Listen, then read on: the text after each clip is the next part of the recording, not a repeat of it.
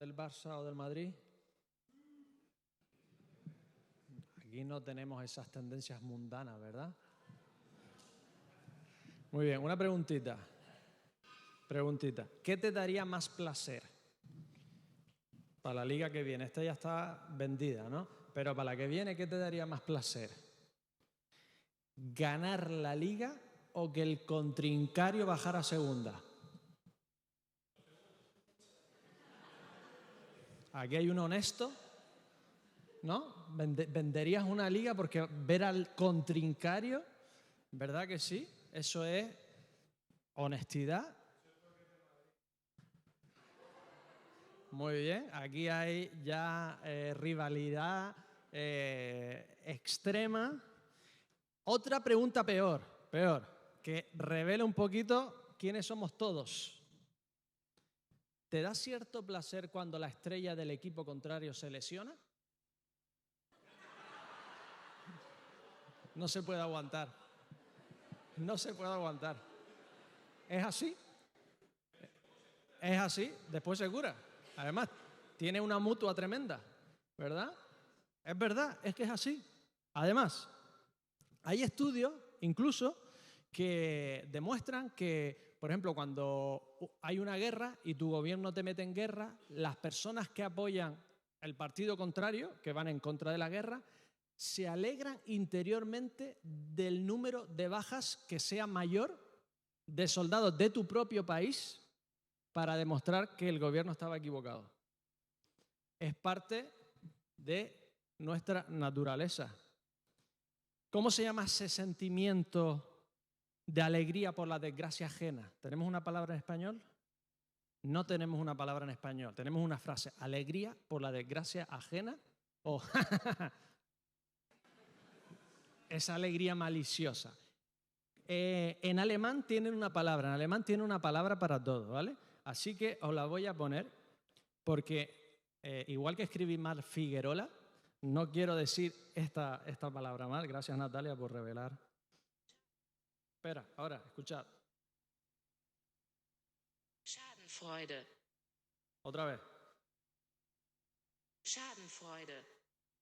Eso es una palabra alemana que significa Schaden, que significa desgracia, y Freude, como lo diga ella, significa alegría. Alegría por la desgracia ajena. Y si somos honestos, todos la tenemos. ¿Conocéis alguna palabra en algún idioma? Aquí veo gente de todos lados, de toda nación, lengua y procedencia. No de todas, pero alguna palabra que diga en una sola palabra que exprese la alegría por el éxito de los demás.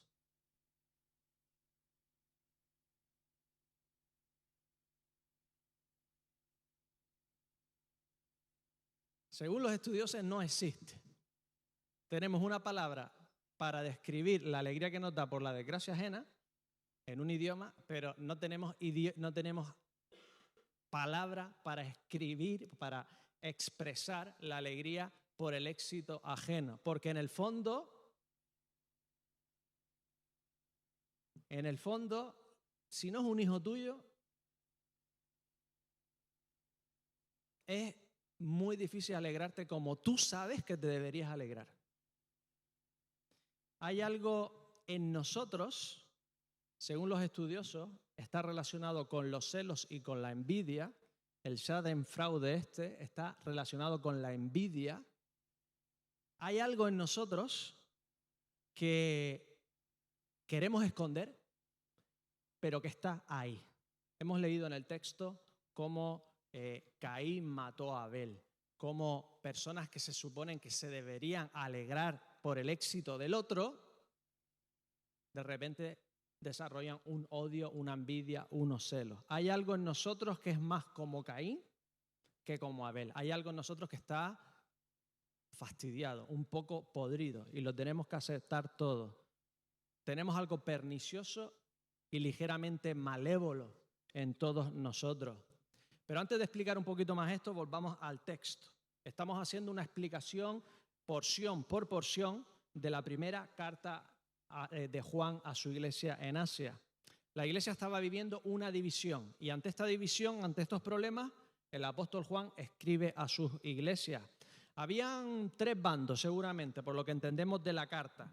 Estaban los liberales prenósticos, aquellos que eran liberales en la forma de hacer su vida. Ellos con adorar al Dios correcto, Jesucristo, podían hacer con su cuerpo lo que les diera la gana, participar en las fiestas romanas, en las orgías cúlticas, hacer lo que sea porque el cuerpo se va a quemar aquí y yo creo en lo que creo.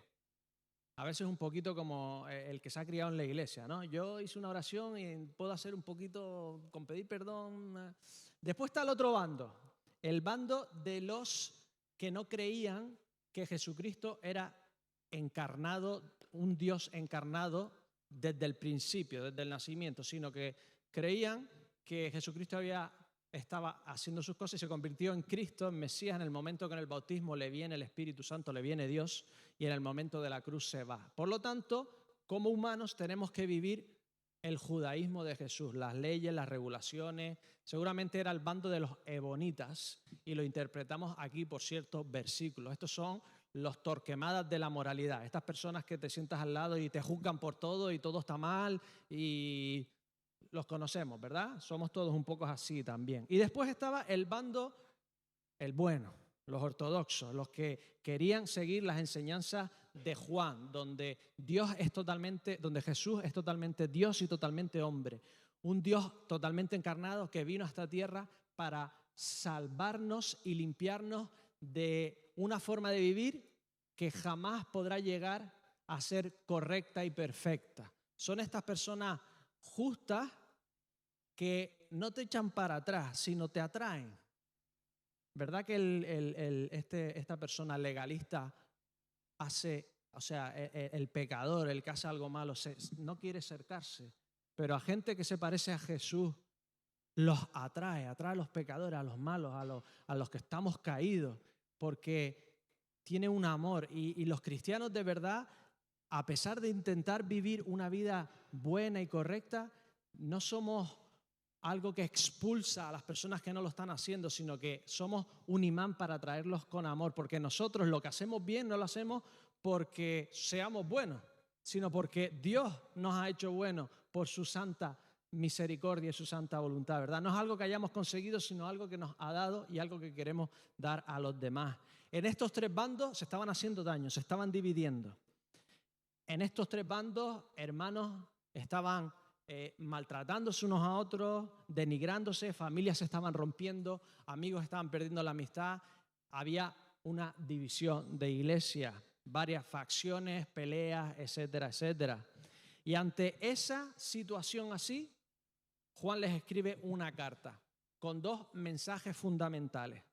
Primera de Juan 1:5 y Primera de Juan 3:11, que es lo que hemos leído hoy. Primera de Juan 1:5 y Primera de Juan 3:11 se parecen mucho.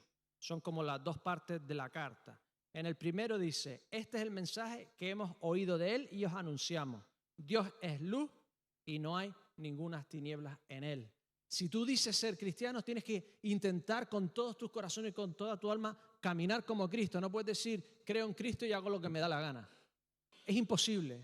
Si Dios vino a tu vida de verdad, se tiene que filtrar, te tiene que salir por los poros. Si has sido inundado por el amor de Dios, de alguna forma te tiene que salir el amor. Si no, es que no ha pasado nada en ti. Si no has recibido la luz, no puedes dar luz. No puedes ser tinieblas si dices que has conocido la luz.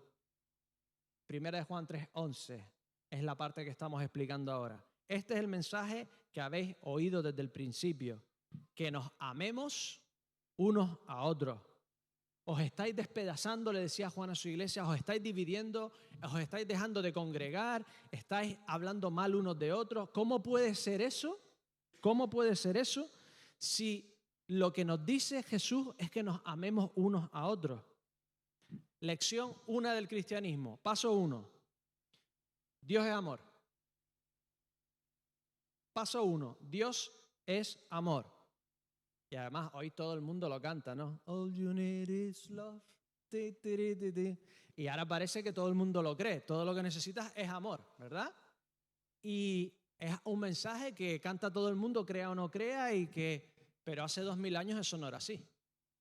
Decir Dios es amor, pensar en mitología griega, romana, pensar en que creían en la naturaleza, para ellos eran dioses, se peleaban, y de repente llega Dios, llega Jesús y empieza a hablar de amor en una sociedad donde lo que primaba para todo el mundo, para toda la sociedad en general, era la gloria, el estatus y el poder. Esa era la política de todos los grupos humanos, gloria, estatus y poder. No hemos cambiado demasiado, ¿no? ¿Qué es lo que mueve el mundo? Más o menos.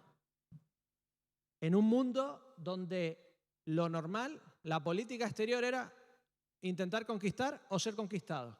Esta era la relación que existía en la mayoría de los pueblos. O te conquisto o me conquistas. En este contexto de guerra total, de si tengo la fuerza la voy a emplear. O sea, si yo tengo en esa época, si tú tienes la capacidad de conquistar, lo hacías. No te quedabas por respetar los límites. Eso no existía. En ese contexto llega Jesús y dice, Dios es amor. Os tenéis que amar unos a otros. En esto conocerán todos que sois mis discípulos. Juan 13:35. Si tenéis amor los unos por los otros. Esa es la característica de un grupo de cristianos.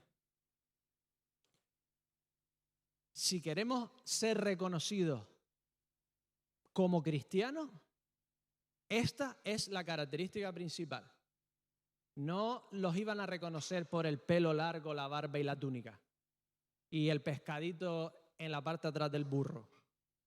Si eres nuevo me tendréis que perdonar porque no sabes de lo que estoy hablando.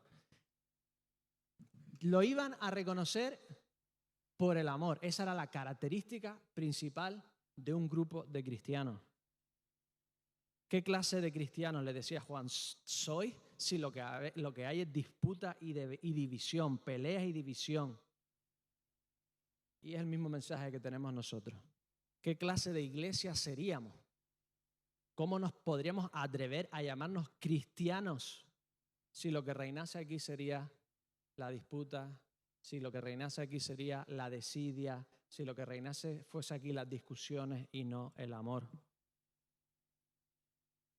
Así que Juan es un predicador experto. Todo buen predicador intenta explicar una verdad teológica en una figura, en una parábola, en algo, en una analogía práctica para que se nos meta en la cabeza. ¿Verdad que casi todo lo que nos acordamos de las predicaciones es el chiste o la historia? ¿No? Es lo que nos pasa, que lo práctico es lo más memorable. Pues Juan utiliza aquí en el versículo 12 una historia.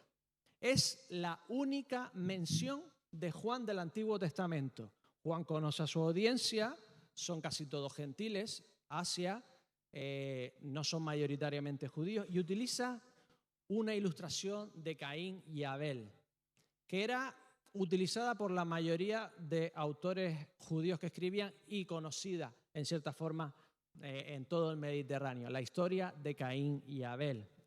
¿Por qué utiliza este primer asesinato de la historia humana?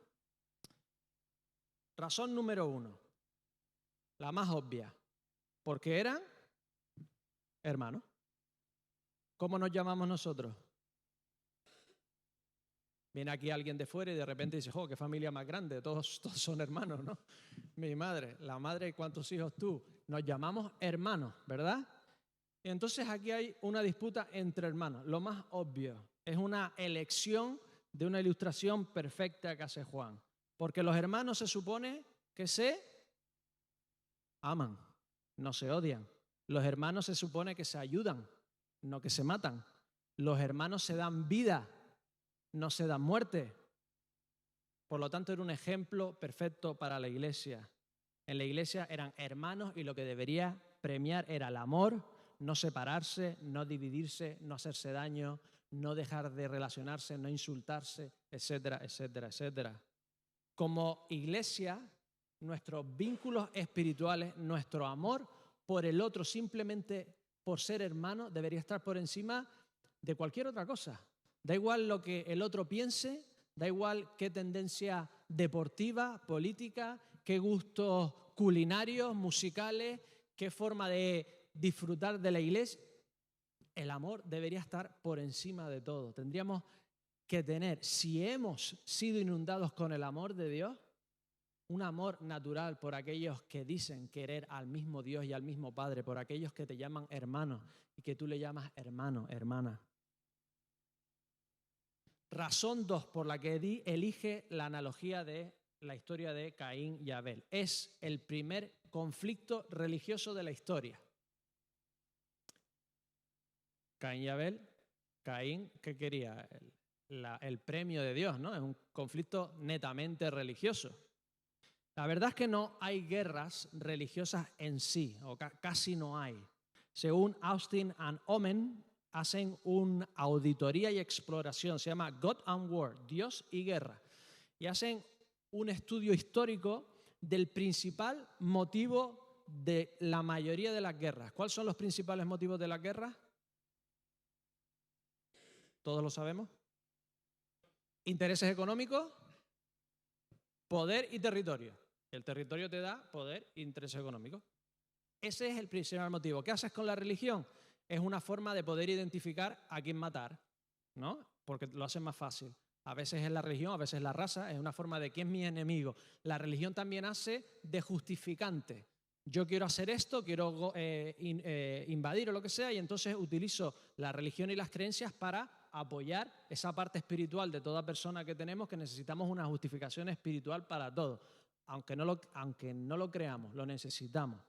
Las únicas guerras netamente religiosas, según Austin and Omen, probablemente son las cruzadas, y tampoco está muy seguro, o por ejemplo el terrorismo de Al-Qaeda.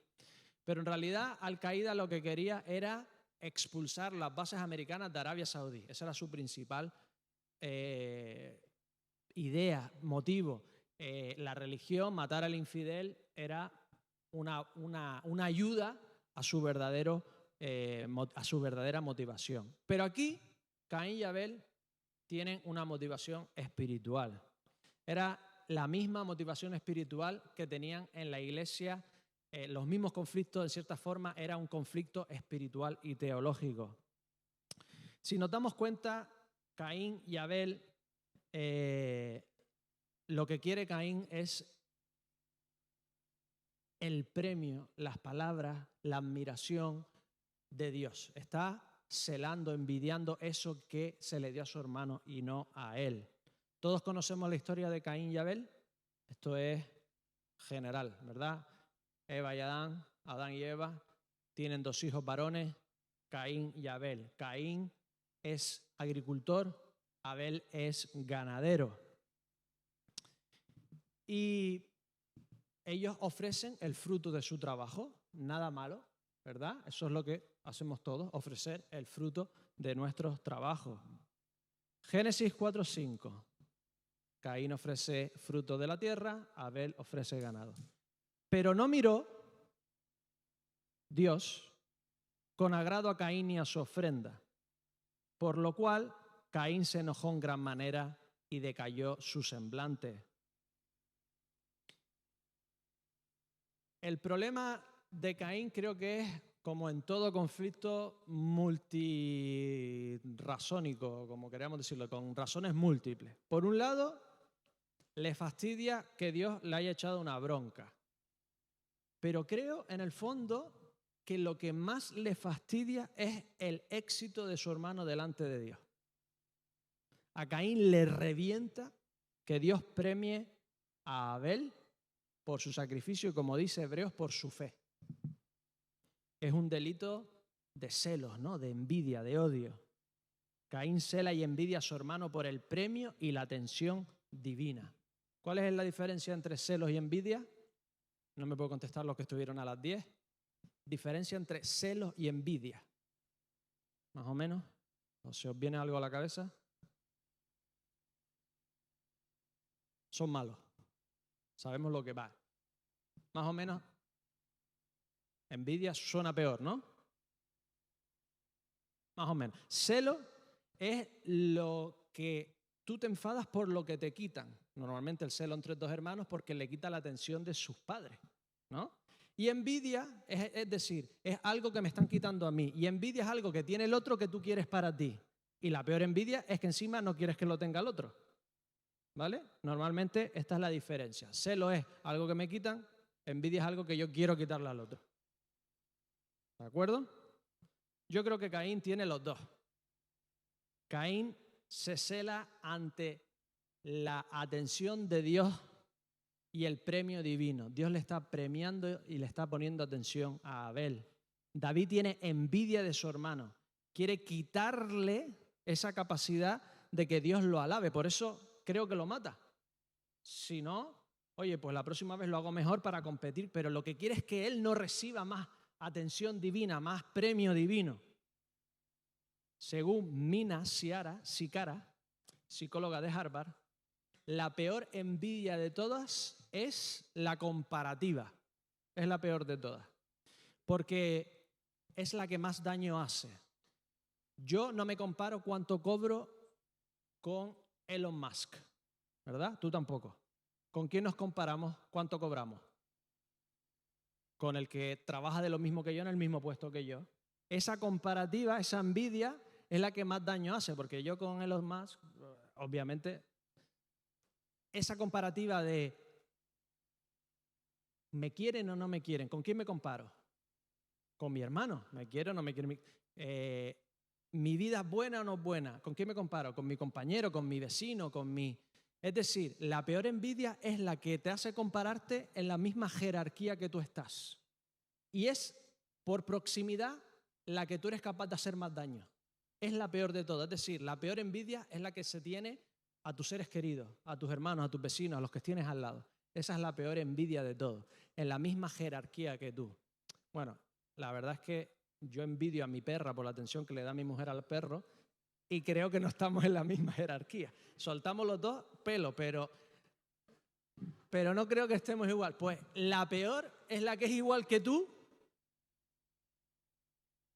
y tú eres capaz de hacerle daño o tener resentimiento porque es igual que tú y tú deberías tener eso y él no debería. ¿Me entendéis? Esta es una advertencia contra la violencia. Mientras más schadenfreude tengas, según los estudios, más posibilidades tienes de actuar violentamente contra el opositor. Es decir, mientras más gustillo te dé, más capacidad de violencia tienes. Advertencia, solo una advertencia.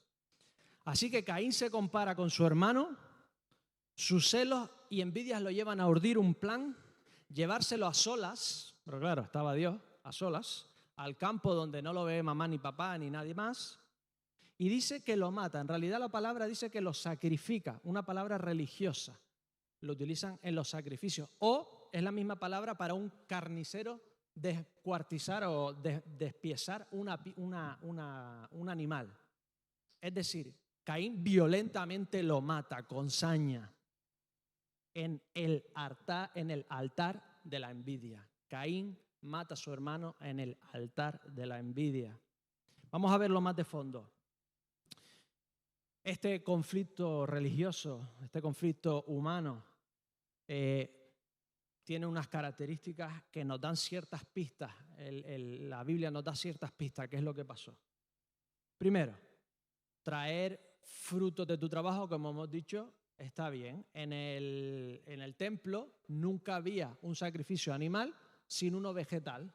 Es decir, ofrecer a Dios el fruto de la tierra era perfecto. ¿Cuál es el problema entonces? ¿Cuál fue el problema de Caín y Abel? ¿Cuál fue el problema de Caín?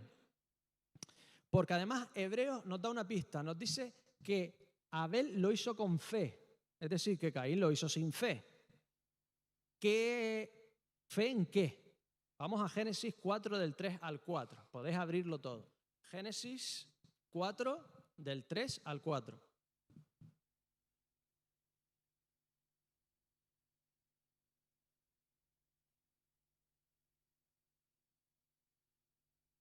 Pasado un tiempo, Caín trajo del fruto de la tierra una ofrenda al Señor. Y Abel trajo también de los primogénitos de sus ovejas y de la grasa de ellas. Y miró el Señor con agrado a Abel y su ofrenda. Uno trajo vegetales y otro trajo ovejas. ¿Cuál es la diferencia entre los dos? ¿Qué es lo único que los diferencia? Versículo 4. La fe, muy bien. ¿Pero en qué? Nos da una pista al versículo 4. ¿Cuál es la diferencia? Génesis 4:4. ¿Cómo eran las ovejas, los cabritos, los animales de Abel? Los primogénitos. Los primogénitos y su grasa, su gordura, a otra traducción, los cabritos más gordos, lo mejor. El más cebadito.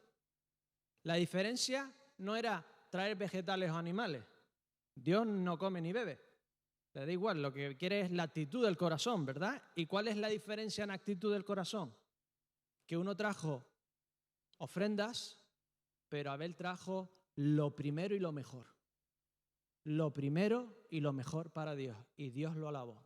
Y Dios le dijo, bien hecho, lo primero y lo mejor. Porque eso es como tenemos que dar para el Señor siempre. Lo primero y lo mejor. Damos lo primero y lo mejor de nuestro tiempo. Damos lo primero y lo mejor de nuestro dinero. Ofrendamos a la iglesia, ayudamos a las personas que lo necesitan a principio de mes, cuando no sabemos si vamos a llegar o no. Nunca vamos a llegar. La tierra siempre da espinos, nunca llega. Pero lo haces al principio en fe, lo haces al final de lo que te sobra, mira los beneficios del último de año y ves lo que puedes dar. O los primogénitos es dar el primer cabrito que tú no sabes si va a venir más. Dar lo mejor sabiendo en fe que todo es de Dios, así que le das lo mejor porque Él te lo ha dado todo. Es una forma de dar, es una forma de darle a Dios lo mejor. Cuando damos, ¿nos estamos privando de algo para dar o siempre es de lo que me sobra? ¿Nos privamos de algo para ayudar a alguien o siempre es de lo que me sobra? Es una forma de darle lo mejor al maestro. Había una canción, ¿verdad? Da lo mejor al maestro. Me viene la canción. Hoy estoy cantarín. Es precioso, es lo mejor que hay. Darle siempre lo primero y lo mejor. ¿Cuál tenía que ser la actitud correcta de Caín ante esa situación? Imagínate que eres tú y tu hermano. Si eres hijo único no te lo puedes imaginar. Pero si tienes hermanos, tú y tu hermano, ¿vale? Viene Dios, o viene tu padre, ponte en eso, le da una palmadita a la espalda, lo alaba, le dice y a ti te dice, tú hay que mejorar, ¿eh? ¿Qué tendrías que decir tú como hermano? Muy bien, Abelito, fantástico, bien hecho. Has recibido el premio de Dios. Quiero aprender como tú, ser como tú, hermanito. ¿No? Están mirando como diciendo, eso no pasa de verdad. Eso pasa ya cuando tienes hijos y todo y te relacionas con tu hermano, pero mientras que estás en casa, eso no pasa, ¿verdad? Pero esa era la actitud correcta. Esa es la actitud correcta. Alegrarte por lo bueno que le pasa a los demás, ¿no? Pero Caín tiene la peor forma de celos, envidia y schadenfreude. Caín quiere destruir, que eso no vuelva a pasar. Aniquilar, que eso no sea así. Dios premia la fe de Abel y le dice a Caín, 4:7, si hicieras lo bueno, Génesis 4:7, ¿no serías enaltecido? Mira qué conversación más amante. Pero si no lo haces, el pecado está a la puerta, acechando. Con todo, tú lo dominarás. Dios tenía fe en Caín. Tú lo dominarás. Está ahí. Mira el proceso que nos está diciendo Dios. La palabra que utiliza está a la puerta, acechando, es la palabra de un depredador que está detrás de los matorrales a coger la gacela. ¿Vale? Está ahí, despacito, está a la puerta, dice Dios, y se te va a tirar. Lo que te está diciendo Dios es aquí. Es que o eres casado o casas tú. O lo matas tú o te mata a ti. O lo dominas tú o te domina a ti. Porque una vez que el pecado te domina a ti, es tu dueño. El maligno se apodera de ti. Por eso dice aquí que Caín era del maligno. Dejó que la maldad se apoderara de él. Es el mismo proceso que nos explica Juan con Judas. Juan 13:2. Y cuando cenaban, como el diablo ya había puesto en el corazón de Judas Iscariote, hijo de Simón, que lo entregara, el diablo se acercó despacito y le puso en el corazón: entrégalo, a este lo matan, saca partido, no malgastes 3 años, saca tajada, lo van a matar de todas formas, ¿qué más da que seas tú o el vecino? Le llega al corazón, le pone una semillita y ¿qué hace Judas? No rechaza al maligno, no domina la tentación, no domina el pecado, no es capaz de ponerse delante de Dios y pedir en oración que le ayude, sino que accede. Y en Juan 13:27 dice: y después del bocado, Satanás entró en él. Entonces Jesús le dijo: lo que vas a hacer, hazlo pronto. El pecado acecha. Para la mayoría no es el diablo directamente, son las tendencias que tenemos a nuestro alrededor, el pecado de nuestro propio corazón. Creo que ya no hay demonio para tanta gente. Entonces, pero a ciertas personas importantes, en ocasiones importantes, el diablo directamente te pone esa semillita, esa cosa que o la dominas tú o te domina a ti, o la matas tú o te mata a ti. Versículo 12 nos dice que Caín era del maligno, dejó ser dominado. Dios tuvo fe en él, pero Caín no tuvo fe en Dios. Dejó que su celo, su envidia y su odio lo dominaran y mató a su hermano. Enseñanza para nosotros. ¿Qué pecado está ahí al acecho? ¿Qué decisión errónea sabes que no deberías tomar y te estás pensando, deleitando, pensando las probabilidades de? ¿Qué pecado ya te domina y tú sabes que tienes la fuerza en Dios, si eres hijo de Dios, de dominarlo tú? ¿Con qué pecado estás perdiendo continuamente? ¿Qué pecado te está devorando? Y tú sabes, con la voluntad de Dios, con la fuerza de Dios y con su espíritu, que tú puedes matarlo, aniquilarlo, quitarlo de tu vida. ¿Hasta cuándo nos vamos a dejar dominar? ¿Hasta cuándo vamos a tener un jefecillo cuando ya somos hijos de Dios? Así que nos viene Juan y nos da 3 pruebas del algodón para saber si de verdad somos hijos de Dios, para reafirmarnos, para darnos confianza. Son 3 tests y hay que aprobarlos los 3. Hay que sacar 100%, un 10. Si no tienes uno de ellos, no apruebas. ¿Vale? Primer test.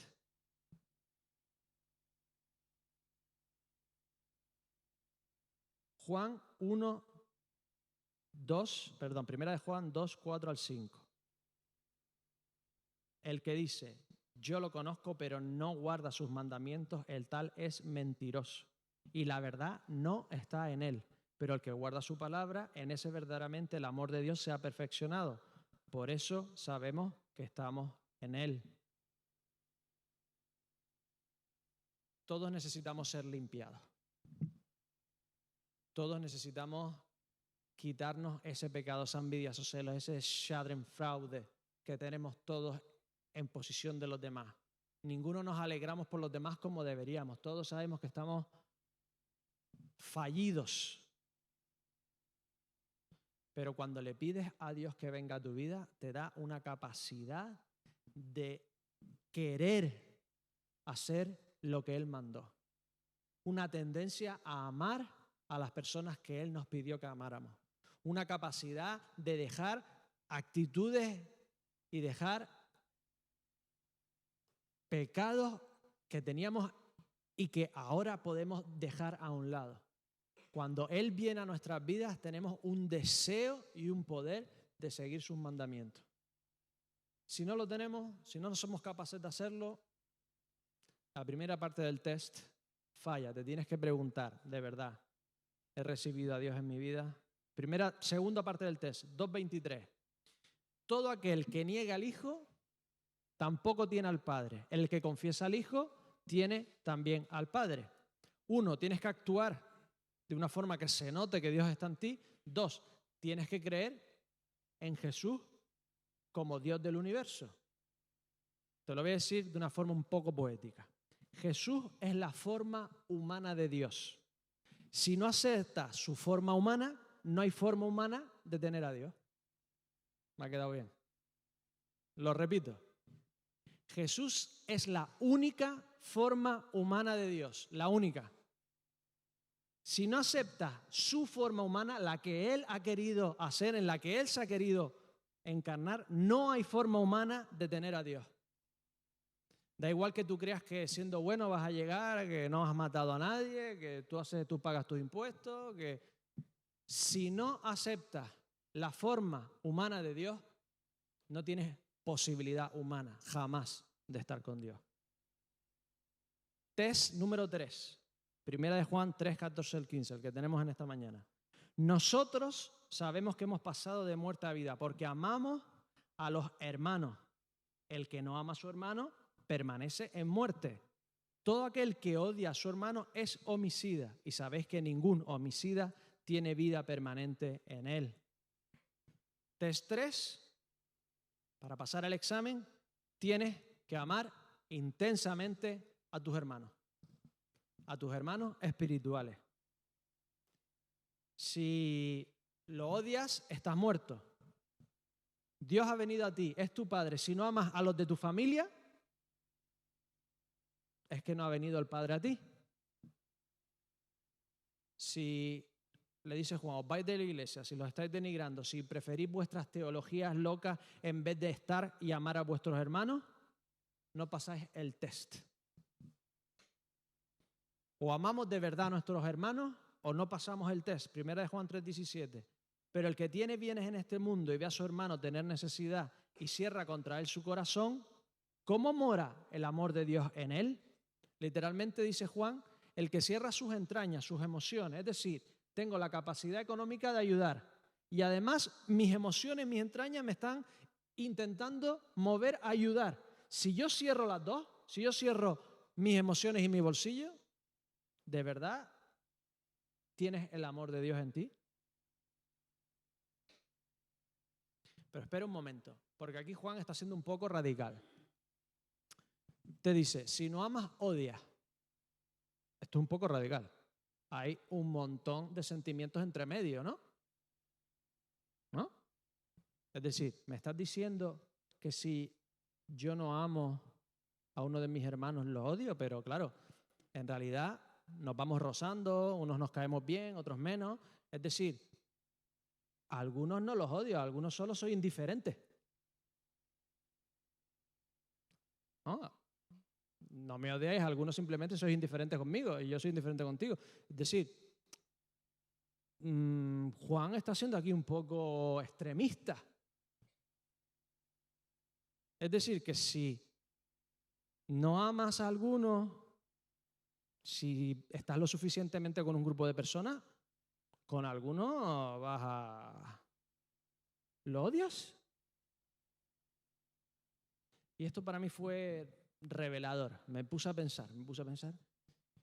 Y claro, es que Juan está utilizando la misma palabra para Caín y Abel, son hermanos de sangre, para los hermanos de la iglesia. O sea, son hermanos. Es decir, somos hermanos. Somos hermanos de verdad. Tenemos la sangre de Cristo. O sea, la sangre de Cristo tiene que ser más espesa que la sangre consanguínea. Es permanente, además. Es decir, somos realmente hermanos. Si tienes un hermano real, en realidad son aquellos que van a estar la eternidad contigo, ¿no?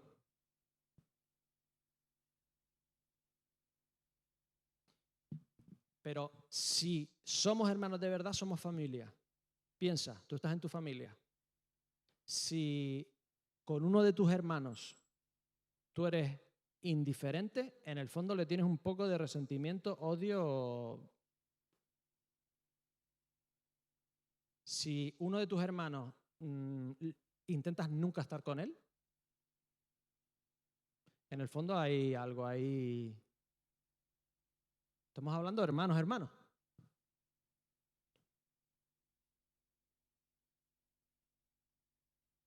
dentro de esta familia, o amas o odias. No hay intermedio, porque es así en las familias de verdad. Y esto a mí me dejó, porque claro, yo cuando tengo una pequeña discusión con alguien, lo aparto de mi cabeza. La iglesia es suficientemente grande para no tener que sentarte al lado de nadie que no quiera. Y aquí implica que o amo o odio. Y es que eso pasa en la familia. A ti te puede caer mal tu hermano, pero si necesita algo, ¿qué haces? Tú puedes haber tenido malas palabras con tu hermano, pero llega el día y le das un beso y un abrazo. Por muy mal que te caiga, por muchas discusiones, tú le deseas el bien o el mal. No necesariamente te tienes que relacionar todo el rato con tu hermano porque a lo mejor chocáis todo el rato. Mejor evitaros un poco. Pero si puedes hacerle bien, ¿qué haces?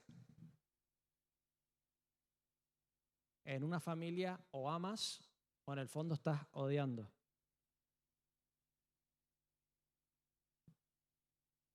Por lo tanto, nosotros tenemos que empezar. No tenemos la posibilidad de la indiferencia. Solo nos queda el amor. Solo nos queda el amor. Es lo que le está diciendo Juan. Solo os podéis amar. Si sois hermanos, os tenéis que amar. No hay posibilidades. No hay otra posibilidad. Último tema. ¿Habéis comido fideuá? ¿No? La mayoría, fideuá. Hay de diferentes colores, diferentes tamaños. El fideo gordo, ¿vale? Me gusta el finito, el chiquitito, ¿no? Cada uno tiene su gusto. ¿Todos habéis probado fideuá más o menos? ¿Alguien que no haya probado fideuá en Cataluña? Eso es un pecado. ¿Vale? Fideuá. Te voy a decir una cosa. Desde mi paladar de 3 estrellas Michelin, ¿vale? Soy un gran crítico culinario de la revista Vanessa's Kitchen. Te voy a decir una cosa. Si no has comido alioli, fideuá con alioli, no has comido fideuá. Lo siento. Ya después me daréis un par de tollos, un par de cosquis, lo que queráis. Pero si tú no has comido fideuá con alioli, no has comido fideuá. Y Juan dice lo mismo aquí con el amor. Si tú no has experimentado el amor de Dios, no has experimentado amor de verdad. Puedes haber experimentado amor genético. Hijo, padre, es amor. No te queda otra. Lo quieres porque sí, porque es tu hijo, porque es tu padre. Es amor genético. Puedes haber experimentado amor hormonal. Tu novia, tu amigovia, tu mujer, el tiempo lo cura todo. Se puede trabajar. Perfecto, es hormonal. Una vez que abres la puertecita y te pones a hablar y te pones a fijarte en alguien, ¡pum!, las hormonas te pegan y ya ves lo que no ve nadie, ni sus propios padres. Pero hasta que tú no experimentas un amor completamente innecesario, Dios no nos tenía que amar. Un amor no hormonal, Dios no es carne, es espíritu. Un amor que es totalmente lleno de gracia, sin necesidad de ninguno de que exista, hasta que tú no experimentes el amor de Dios que dio tu vida por ti, que Dios dio tu vida por ti, no sabes lo que es el amor. El amor con alioli es el que Dios te da.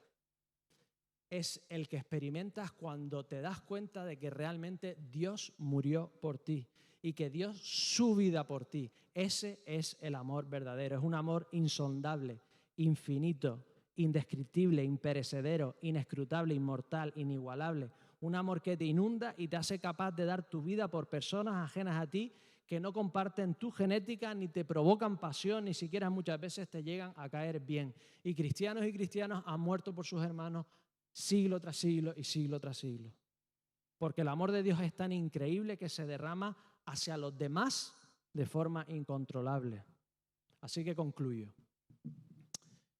Para los que de verdad hemos experimentado el amor de Dios, los que lo hemos saboreado de verdad, Mira a tu izquierda, a tu derecha, mira así de soslayo, no mires directamente porque da un poco de mosca, ¿vale? Así, mira así como miras así de lado. Es más fácil mirar a lo mejor enfrente, ¿vale? No mires directamente. ¿Lo tienes? ¿Tienes tu víctima? ¿Sí? ¿La elegiste? Este año estamos diciendo que tenemos que amar como Él nos amó. Y siempre en las predicaciones doy mucha teoría y poca práctica. Así que vamos a la práctica. ¿Lo has mirado, no? ¿Lo tienes? ¿Cómo vas a expresarle tu amor? ¿Será con un café? ¿Un helado? Bueno, el helado está carísimo. ¿Será con un café? La Iben se cree que está vendiendo oro. ¿Será con un libro? ¿Con una palabra de amor? ¿Con un bote de alioli? ¿Con una visita? ¿Con una llamada? ¿Con una ofrenda porque sabes que tiene necesidad? ¿Con ayuno y oraciones por él o por ella? ¿Con esa conversación que nunca has tenido? Toma una decisión. O sea, no puedes salir de aquí sin la decisión. ¿Lo tienes? ¿Lo tenemos? Y para aquellos que no lo habéis experimentado, ¿quieres experimentarlo? Ora conmigo. Dios de los cielos, sé que estoy fallido. Me creo buena persona y en el fondo sé que algo está fastidiado en mí, que hay algunas tuercas que no están en su sitio, Señor. Señor, reconozco que necesito algo más, que te necesito a ti, que necesito ser limpiado, que necesito ser rehecho. Señor, ven a mi vida. Me quiero unir a ti y a tu destino, Señor.